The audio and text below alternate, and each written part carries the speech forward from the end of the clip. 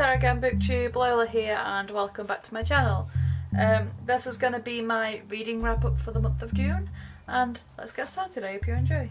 First up, I read Percy Jackson and the Titan's Curse, which was absolutely fantastic. I think I've already spoken to you about this, but I really liked Blackjack, and I really liked the whole story in general, and how everybody went on together, and how Zoe was this character who absolutely hated all lads and boys, and so did Artemis, and all of a sudden everything's fine, and she likes the heroes of the stories and everything. Yeah, so I really enjoyed The Titan's Curse by Rick Riordan.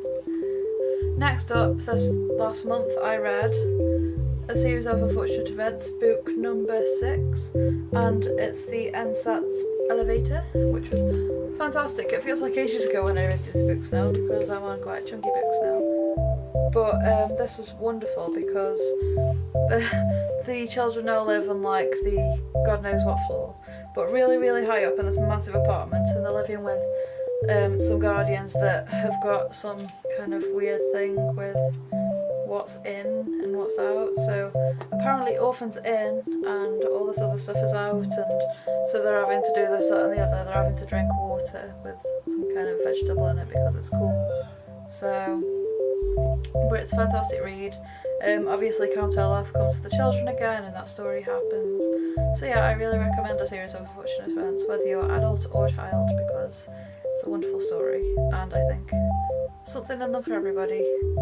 The next book I read this month gone was the second volume Black edition of Death Note, which is fantastic too. I think, like I said, I already told you about this, but the story is fabulous. There's a girl who's also a Death Note holder with another Shinigami, and what a wonderful book. I recommend Death Note to people who like manga, people who like something dark and funny and all that kind of thing, and you just find out the story of a boy who goes around killing people because he's found a notebook where he writes the name of people and they die. So just the life story of him, really, and it's really good. I really enjoyed it. The next book I read this month was Harry Potter and the Half-Blood Prince. This is a wonderful book. I reread this, and honestly,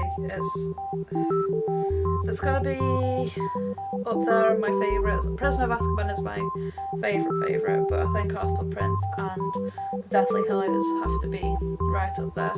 The Half-Blood Prince is a fantastic book. It follows the characters of Harry, Hermione and Ron, of course, who are the main characters of the story. But then there's Professor Slughorn in the story, is really funny, because he teaches potions now instead of Professor Snape, and he's a really good potions teacher from way back when, and him and Dumbledore are old friends and all this kind of thing. And it's just a wonderful story with Professor Slughorn in it, and Harry has to convince Slughorn to give him a memory because Dumbledore's asked Harry to do this. Harry has to find out more of the life story of Voldemort, and you just get so much backstory in this book about everyone, including Harry's parents and Professor Snape when he was at school, and it's just a fantastic read. And so yes, if you've somehow never read Harry Potter before, please go ahead and pick it up, because you're just missing out. The last book I actually read this month is now back at the library because I needed to take it back, but that was The Emperor of Thorns by Mark Lawrence. It's a fantastic read. I would recommend that story to anybody, the series, the Broken Empire series, to anybody who likes to read in the perspective of an unlikable character, because the main character Jorg is very unlikable, and he's just got such a horrible life, and his adventures are amazing though. He's a prince, and then he becomes a king, and then he becomes an emperor.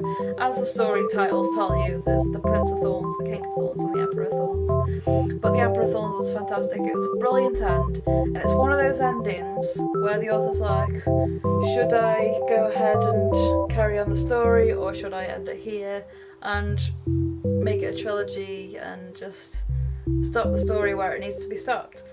And he went and did that, and it was actually a really good place to end the story, so I'm quite happy with what Mark Lawrence did there. It's honestly a wonderful trilogy, and I would recommend it to anybody.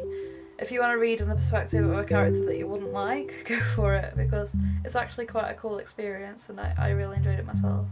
So that's everything I read this month. I'm currently reading The Daughter of the Empire by Raymond E. Feist, as well as Janny Words. But this is an absolutely wonderful book as well. I'm a bit into it. And it's about this woman called Mara.